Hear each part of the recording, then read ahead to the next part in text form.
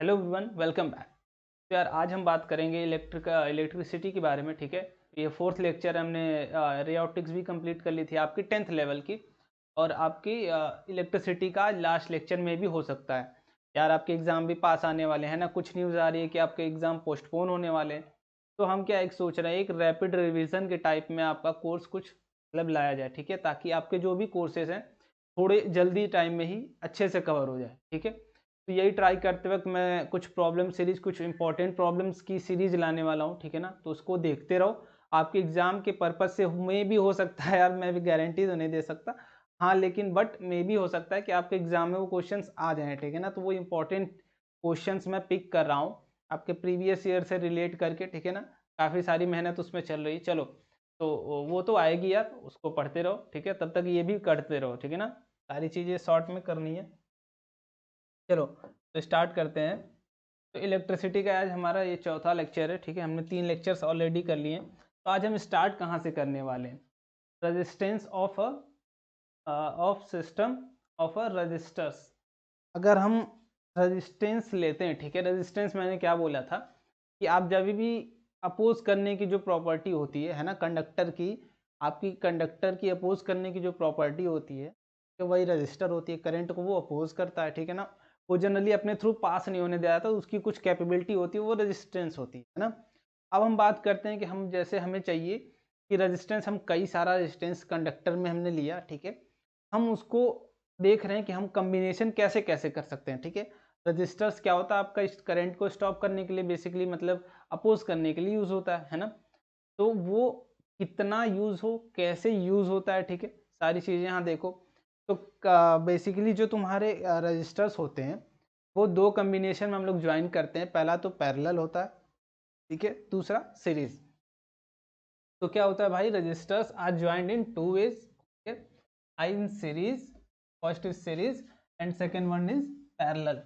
Okay, resistors आपके दो तरीके से ज्वाइन किए जाते हैं। आपके जब भी सर्किट बनती है, आप जब हम सर्किट देखते हैं ना, इलेक्ट्रिकल सर्किट देखते हैं, तो उसमें दो रेजिस्टेंस आप होते हैं, तो दो तरीके से आप उसमें ऐड कर सकते हो। ठीक है, चलो, तो पहला हो गया भाई आपका कि सीरीज। अब सीरीज में कैसे ऐड करते हैं? ठीक है, सीरीज, तो series when a resistance are joined from end to end. ठीक है, मान लेते हैं कुछ हमारा ये रजिस्टर है। ठीक है, पहला रजिस्टर हो गया, ये का स्टार्टिंग पॉइंट ए हो गया एंड एंड पॉइंट बी हो गया। ठीक है, और हम बात करते हैं कुछ ये दूसरा रजिस्टर हो गया हमारा ऐसे। ठीक है, रजिस्टेंस को मैंने बताया था आपको कि ऐसे ऐसे डिनोट किया जाता है। ठीक है, ए डैश बी डैश, दो रजिस्टर है। ठीक है, ये वाला पहला रजिस्टर हो गया हमारा, ये वाला सेकेंड। हम वो बात करें इनिशियली कि दोनों को कनेक्ट कैसे करें। पैरेलल क्या होता है, सीरीज क्या होता है, दो कॉम्बिनेशन में बेसिकली ऐड किया जाता है। First is series and second one is parallel. अब सीरीज में आप कैसे कनेक्ट करते हो? तो सीरीज में when resistors are joined from end to end, they are said to be in series combination.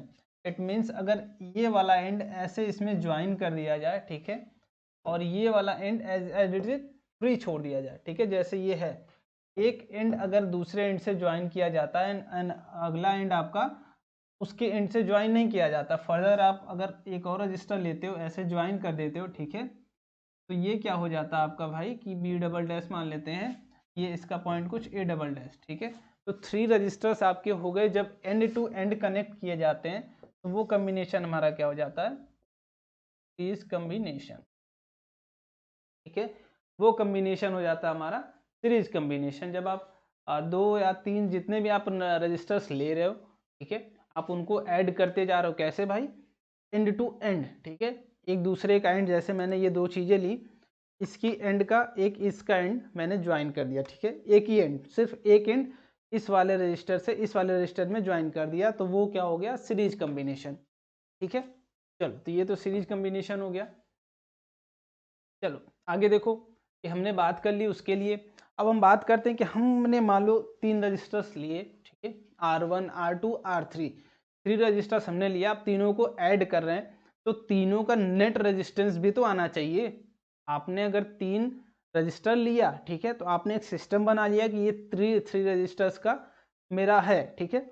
मान लो आप लेते हो 3 छोटे छोटे बॉल्स, ठीक है, आप मानते हो उसका, आपको वेट बेसिकली देखना है, तो तीनों के मान लो 1-1 किलो वेट है, ठीक है, तो 3 केजीज हो गया, मतलब इक्विवेलेंट अगर आप लेते हो तो 3 बॉल लो या फिर एक ही 3 केजी का बॉल ले लो वेट के टर्म्स में, ठीक है।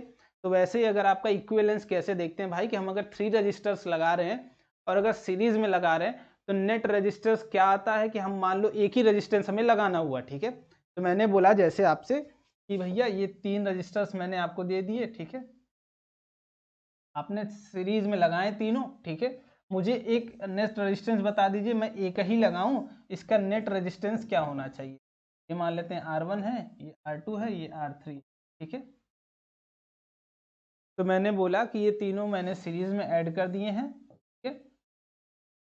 तो मुझे ऐसा कुछ बताइए कि मैं एक ही रेजिस्टेंस लगाऊं तो इसका रेजिस्टेंस क्या होना चाहिए, ठीक है। तो यही हम कैलकुलेट करने वाले हैं। तो बेसिकली देखो आप, हम जब भी ऐसी चीज़ें बातें करते हैं, ठीक है, तो ये एक्सपेरिमेंटली देखा गया है कि आप जब भी ये बात कर रहे हो तो वैल्यू ऑफ करंट, जब हम सीरीज में 3 रेजिस्टेंस ऐसे कनेक्ट करते हैं, ठीक है, मान लो ऐसे ऐसे हमने कनेक्ट किया, कुछ रजिस्टर हो गया, ठीक है, तो current of an ammeter is same irrespective of position. आप कहीं पे भी लगाओ, यहाँ पे एमीटर लगा दो ऐसे, ठीक है, एमीटर यहाँ पे लगा दो, या फिर इन दोनों के बीच में इंसर्ट कर दो, या फिर इन दोनों के बीच में इंसर्ट कर दो, तो एमीटर की जो रीडिंग आती है, मीटर क्या रीड करता है भाई, ये हमारा करंट रीड करता है, ये क्या आती थी, सेम, ठीक है। वो कहीं पे भी आप प्लेस करो, करंट की जो वैल्यू एमीटर देता था वो हर पोजीशन के लिए सेम थी, वो पोजीशन पे डिपेंडेंट नहीं थी कि आप पोजीशन कहाँ पे प्लेस कर रहे हो मीटर की, वो आप पूरे सर्किट में जहाँ पे रेजिस्टेंस सीरीज में है आप कहीं पे भी ऐड करो, करंट की वैल्यू सेम आती थी। तो हमें एक चीज पता चली कि अगर यहाँ से हम आई करंट एंटर करा रहे हैं किसी भी सीक्वेंस में, ठीक है, कोई भी रजिस्टर्स है, कितने भी रेजिस्टेंस हैं, अगर हम सीरीज में ऐड किए कोई करंट अगर आई हम फ्लो करा रहे हैं तो सारे रजिस्टर्स जितने सब में करंट क्या होगा हमारा, आई। ये हमें पता चला, ठीक है ना भाई, हमें पता चला कि नेट रेजिस्टेंस क्या होगा, आई। चलो अब मानते हैं कुछ, थोड़ा सा इसको क्लियर बनाते हैं, ठीक है। मानते हैं कि ये कुछ हमारा एक रजिस्टर, ठीक है, ये हो गया कुछ हमारा 2 रजिस्टर, ये कुछ हो गया 3 रजिस्टर, हमने एक बैटरी कनेक्ट की। बैटरी काम क्या होता है भाई, ये मान लेते हैं कुछ हाई करंट प्रोवाइड किया इसने, इसका नेट पोटेंशियल V मानते हैं, पोटेंशियल आप जानते हो मैंने बताया था, ये कुछ A पॉइंट हो गया, ये B हो गया, ये हो गया C, this one is D, ठीक है। आप जानते हो नेट करंट क्या होगा आपका भैया, I, इसमें भी I ही जाएगा, इसमें भी I ही जाएगा। आपको पता है कि हम रजिस्टर्स कैसे निकालते हैं, ये R1 हो गया, R2 हो गया, ये R3, ठीक है, यहाँ पे हमने लिखा है ना, if we add potential difference across each resistor of R1 R2 then we get, ठीक है, यहाँ से हम ये चीज बातें कर रहे हैं। तो अब इसके क्रॉस भी कुछ पोटेंशियल होगा तभी करंट जा रहा है, इसके क्रॉस भी कुछ पोटेंशियल होगा और इसके क्रॉस भी होगा कुछ पोटेंशियल, ठीक है, तभी करंट पास करेगा। जब भी पोटेंशियल डिफरेंस होगा कहीं पे भी, किसी भी कंडक्टर में, किसी भी रजिस्टर में, जब तक पोटेंशियल डिफरेंस नहीं होगा करंट पास ही नहीं करेगा, ठीक है। सबसे सिंपल सी बात है भाई कि अगर आपको करंट पास कराना है इट मीन्स चार्ज का फ्लो कराना है, और फ्लो कब होगा, जब दो पॉइंट्स के बीच में पोटेंशियल डिफरेंस होगा, ठीक है, सिंपल सी बात है, बेसिक सी बात है। तो हम यहाँ से बात करते हैं कि ये कुछ V1 होगा इसके बीच में और ये V2 होगा and this one is V3, ठीक है, हम यही बात करते हैं कि यही होगा। और फाइनल क्या होगा भैया कि हमारा जो ये V1 V2 V3 है ये नेट पोटेंशियल क्या होगा हमारा V, क्योंकि हमने सोर्स, हमारा जो नेट पोटेंशियल का एक ही सोर्स लगा है वो कौन सा लगा है, V, एक ही हमने पोटेंशियल ही लगाया, एक ही बैटरी लगाई, उसका पोटेंशियल क्या था V। तो हमारा जो नेट पोटेंशियल V होगा वो क्या होगा V1 plus V2 plus V3, यही होगा।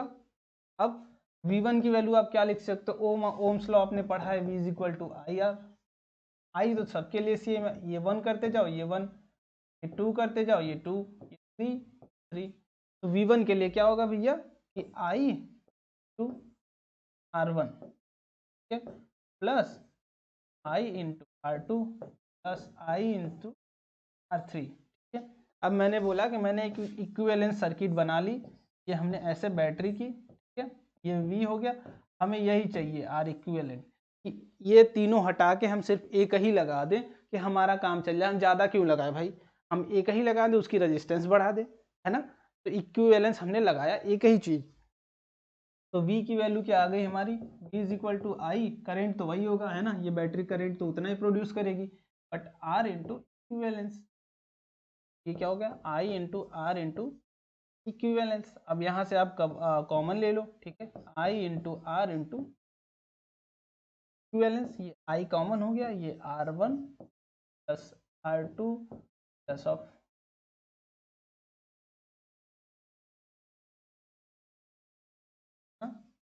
को इरेज कर देता हूँ। तो अब यहाँ से आई कैंसिल आउट हो जाएगा भाई, तो आपका क्या आंसर आ जाएगा, R equivalent is equal to R1 plus R2 plus R3 क्या आएगा, ठीक है। आई तो यहाँ से कैंसिल आउट, तो इट मीन्स कि R equivalence is equal to R1 R2 of,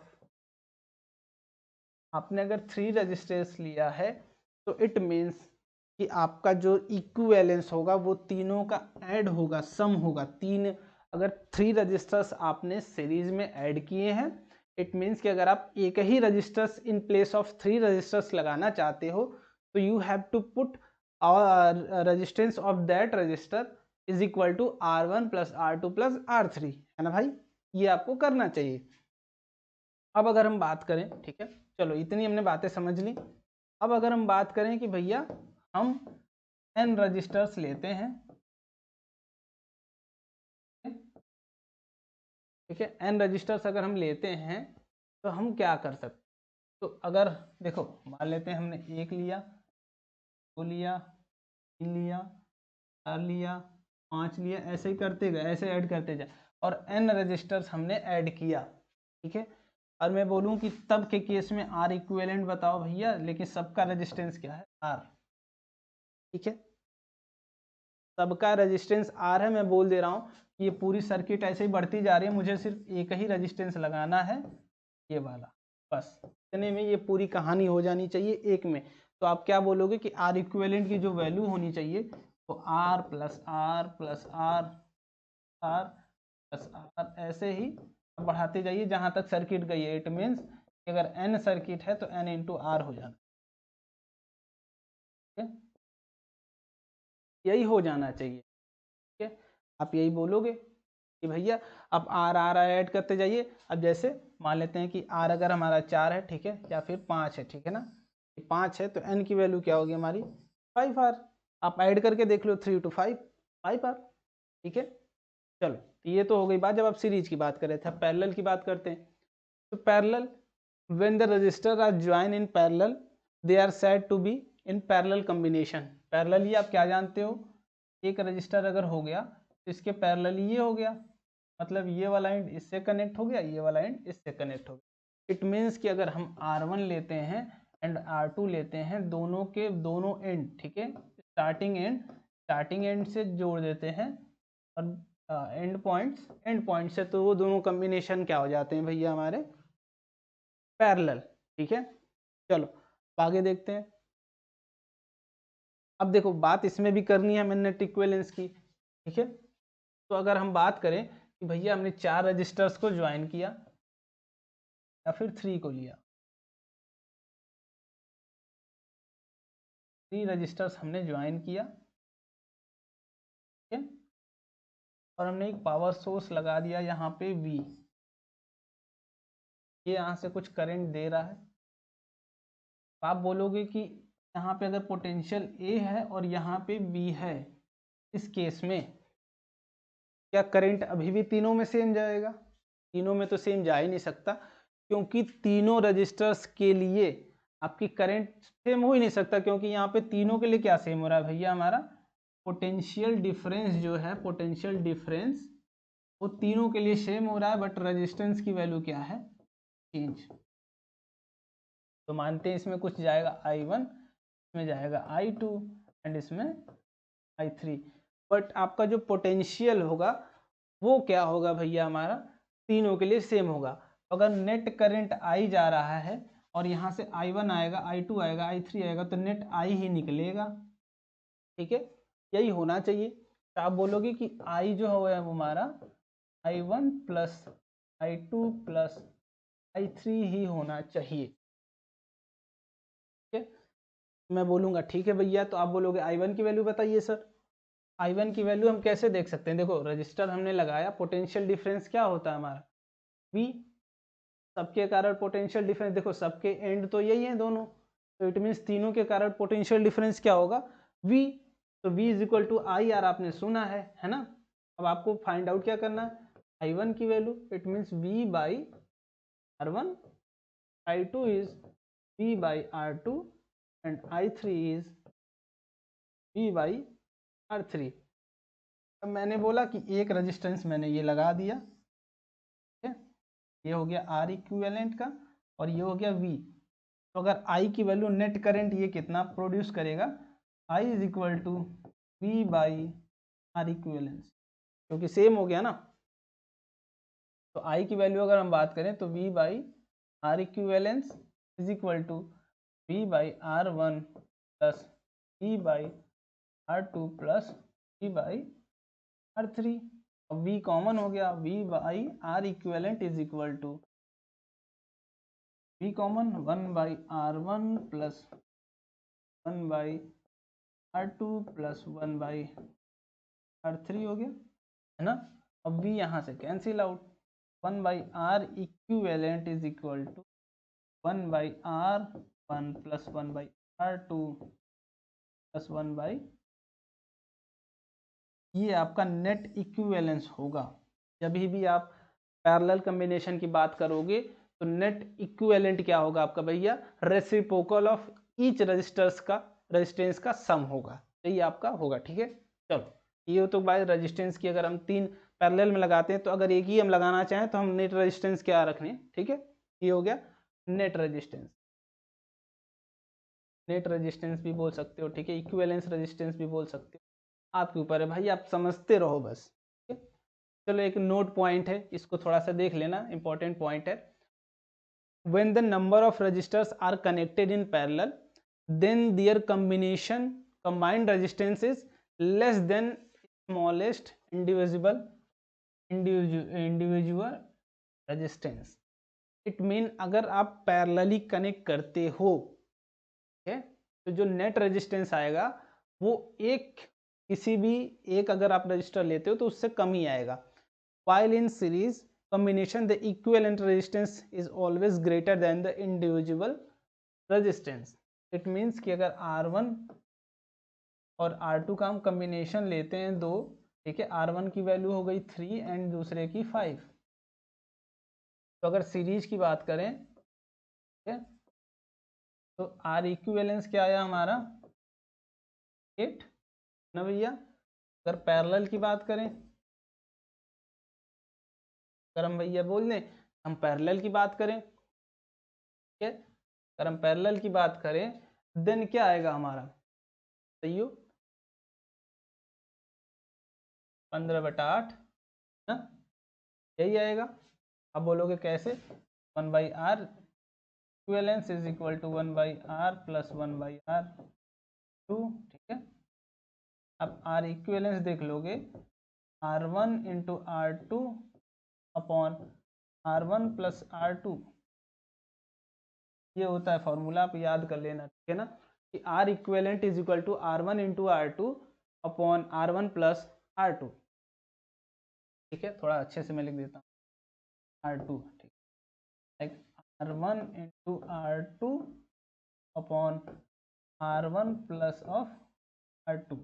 अगर दो रेजिस्टेंस है पैरेलल में ऐड है तो उसका इक्विवेलेंस यही होता है, ठीक है। सिंपल सा फॉर्मूला, आप याद भी कर सकते हो, समझ भी सकते हो, ठीक है। तो आप देख लो कि 15/8 मतलब क्या हो गया, ये 2 से भी कम हो गया, इट मीन्स आपका नेट रेजिस्टेंस जो वो 2 से कम है, इन दोनों से कम है ना, बट इक्विवेलेंस में इन दोनों से ज़्यादा है जब वो सीरीज में था, ठीक है। यही चीज़, ये कहानी थी भैया, आप समझ लीजिए। चलो आगे देखो, heating effect of electric current. अब इलेक्ट्रिक करंट जब भी रजिस्टर से पास करता है तो वो कुछ हीट प्रोड्यूस जरूर करता है। आप देखते हो, एग्जाम्पल हमारे पास है, जैसे आप बल्ब लेते हो तो बल्ब अगर जलाते हो तो वो हीट जरूर होता है। हो सकता है एलईडी बल्ब है तो कम होता है, बट पहले जो वो लाल वाले बल्ब जो जलते थे वो ज़्यादा हीट होते थे, ठीक है। अब हीट लॉस कर दिया गया है, हीट लॉस को कम कर दिया गया है, तो उसके अकॉर्डिंग वाइट बल्ब आने लगे हैं, वो थोड़ा कम हीट होते हैं। चलो तो देखते हैं, let I current flowing through a resistor of resistance R and potential across the resistor is V, ठीक है। कोई ये रजिस्टर है हमारा आर, इसके अक्रॉस पोटेंशियल हमने लगा दिया वी, ठीक है, और करंट क्या हो रहा है, फ्लो क्यू आई, ठीक है। आई तो होगा क्या भैया कि यहाँ पे कुछ पोटेंशियल ड्रॉप होगा, इसके बीच में कुछ पोटेंशियल ड्रॉप होगा, तभी करंट फ्लो करेगा, और करंट फ्लो करेगा तो कोई पॉजिटिव चार्ज इधर की तरफ भागेगा। पॉजिटिव चार्ज मैंने बोला, ठीक है, पहली बात मैंने बोली भाई पॉजिटिव चार्ज, अगर नेगेटिवली चार्ज इट मीन्स वो करंट के अपोजिट डायरेक्शन में जाता है। पहले से सिंपल सी बात है, मैंने पहले बात की है इसके बारे में, ठीक है। तो कुछ Q charge, when a Q charge move again the potential difference v in time t, ठीक है, किसी t टाइम में कोई भी चार्ज अगर पोटेंशियल डिफरेंस v के क्रॉस मूव करता है तो हम जानते हैं कि वर्क डन क्या होता है भैया, हमारा वर्क डन जो होता है वो q इंटू वी। हमने पहले भी पढ़ा था कि मूविंग ऑफ चार्ज के केस में वर्क डन क्या होता है, वर्क क्या करना पड़ता है अगर किसी भी चार्ज को किसी पोटेंशियल डिफरेंस v से हमें मूव कराना है किसी भी पॉइंट से, तो आप जानते हो इसकी चीज, ठीक है। तो अगर हम बात करें, हमें तो बेसिकली आई के टर्म्स में चाहिए भैया, क्योंकि हमें आई पता है, तो आप बोल सकते हो कि Q by T into T कर दें तो ये तो कैंसिल होकर वही इक्वेशन हो गई, तो आप बोलोगे डब्लू, और आई क्या था हमारा, अगर हम क्यू चार्ज फ्लो कर रहे हैं ये होता है टी टाइम में, ये आई हो गया वी आई टी। सिंपल सा तरीका लिखने का इसको, वर्क डन, ठीक है, ये होता है वर्क डन अगर आप करंट लगाते हो, ठीक है। आई करंट फ्लो करता है टी टाइम के लिए, देन आपका वर्क डन क्या होता है, ये होता है वी आई टी, ठीक है। नीचे सीधी सीधी सी लाइन लिखिए, work done by a battery और moving charge in electric circuit. किसी भी इलेक्ट्रिक सर्किट में अगर आप बैटरी लगाते हो तो वो बैटरी कुछ चार्ज फ्लो कराती है, इट मीन्स करंट प्रोड्यूस होता है, करंट फ्लो होता है, तो वो बैटरी के कारण जो वर्क डन होता है वो क्या होता है V इंटू आई इंटू टी। अगर वो आई करंट फ्लो करता है और उसका पोटेंशियल डिफरेंस क्या है V, ठीक है। चलो आगे चलो, अब देखो वर्क डन बैटरी क्यों करती है भैया, पहले आप ये भी पूछोगे कि बैटरी ऐसा क्या करती है, उसके पास क्या है जो वर्क डन करती है। हमारा वर्क डन करने के लिए एनर्जी होना चाहिए, ठीक है। आप कहोगे ना कि वर्क डन करने के लिए एनर्जी होना चाहिए, हमारे एनर्जी है बैटरी के पास, तो battery has a chemical energy due to which it can do work. इसके पास क्या है भैया, केमिकल एनर्जी। बैटरी किससे बनती है, केमिकल्स उसमें होते हैं ना, लिथियम पड़ा होता है कभी कभी, है ना, सारी बैटरीज होती हैं। आप जो मोबाइल यूज करते हो उसमें भी बैटरी लगी होती है, ठीक है, due to which it can do work as battery does work, ठीक है। जैसे बैटरी वर्क करता है, इसकी केमिकल एनर्जी क्या होगी, डिक्रीज होगी। आप जानते हो भैया कि हम अगर वर्क करते हैं तो हमारी एनर्जी क्या होती है, डाउन होती है ना। हम यहाँ वहाँ दौड़ते हैं तो एनर्जी थोड़ी सी डाउन होती है, वो बैटरी की भी डाउन होगी अगर करंट फ्लो करता है, ठीक है। But the total energy is always conserve. आप देखोगे कि करंट, ठीक है, मान लेते हैं कुछ हमने ये रजिस्टर लिया, ठीक है, ऐसे बैटरी हमने ऐसे की, हाई करंट ये प्रोड्यूस कर, इट मीन्स ये वर्क कर रही है, केमिकल एनर्जी अपना दे रही है, केमिकल एनर्जी कंजर्व हो रही है, मतलब कम हो रही है, ठीक है। और अब कंजर्व का मतलब क्या होता है, ठीक है, जैसे मेरे पास 10 रुपए थे, ठीक है, 10 रुपए थे मेरे पास, मैंने, ये ए है लड़का, कोई ये बी लड़का है, मैंने इसको 2 रुपए दे दिए और इसको 8 रुपए, ठीक है। तो मेरे पास कितना बचा भैया, 0। इट मीन्स कि मेरा तो कम ही हुआ है ना, मैं तो लॉस में गया, मैं तो लॉस में गया, मैंने वर्क डन किया, मैंने पैसा दिया, मेरी एनर्जी घट के क्या हो गई 0। बट ए और बी की अगर दोनों की बात करें, टोटल जो अमाउंट था, टोटल अमाउंट मेरे पास 0, बट टोटल जो अमाउंट था, है ना, इनिशियली या फाइनली टोटल अमाउंट वो 8 + 2 था, ये 10 ही था ना। मतलब मैं कितना भी इनको दे दूं, मेरे पास तो 0 बचा फाइनली, मतलब केमिकल मेरे पास डिक्रीज हुआ। हो सकता है मैं इनको 5 ही दूँ, ठीक है, और 3 मेरे पास रहे, तो मेरी तो डिक्रीज होके 3 हो गई। बट अगर आप नेट बोलोगे फाइनल स्टेट में भी, वो 3 + 5 + 2 = 10 ही रहेगी। मतलब नेट जो स्टेट में होगा वो सेम ही होगा, मतलब जो इनिशियल था वही। तो वही बोल रहा है भैया कि but the total energy is always conserve, ठीक है। The chemical energy of battery is converted into heat energy in register, ठीक है। तो अब देखो करंट भी फ्लो कर रहा है और रजिस्टर में हीट भी प्रोड्यूस होती है, आप जानते हो, ठीक है। तो हीट एनर्जी इन रजिस्टर, ठीक है, heat produced in register H = V/IT, है ना। आप जानते हो भैया कि हम जो बल्ब जलाते हैं वो हीटिंग एनर्जी से ही चलता है ना। तो आप रजिस्टर में जब भी करंट प्रोड्यूस करते हो या फिर करंट भेजते हो, तो वहाँ पे हीट एनर्जी प्रोड्यूस होती है। हीट एनर्जी क्या होती है? वर्क डन बाई बैटरी, है ना, वही होती है, ठीक है। चलो हम जानते हैं कि हीट प्रोड्यूस क्या होता है भैया, V/I, सिंपल सी बात है, आप इसको अपने दिमाग में बैठा ले, अपने नोट्स में लिख लें, ठीक है। अब heating of resistor is commonly known as heating effect of electric current. मतलब मैंने बोला ना, करंट आप बैटरी लगाओगे, वो करंट प्रोड्यूस होगा, करंट प्रोड्यूस होगा तो वो रजिस्टर में हीट प्रोड्यूस होगा। इट मीन्स करंट की ही प्रॉपर्टी है कि वो हीट प्रोड्यूस करता है, क्या सिंपल सी बात है। करंट की ही प्रॉपर्टी होती है। हम बाद में इसको बोलते भी हैं कि heating effect of electric current. इस मीन रजिस्टर में वो करंट जो हीट प्रोड्यूस हो रहा है वो करंट के कारण ही हो रहा है, ठीक है। चलो, तो by Ohm's law we know that H = I²RT, मतलब हम जानते हैं V/I/T होता है, और V को हमने रिप्लेस कर दिया I/R से, ठीक है। तो जो H की वैल्यू फाइनल आई वो I²RT, ठीक है।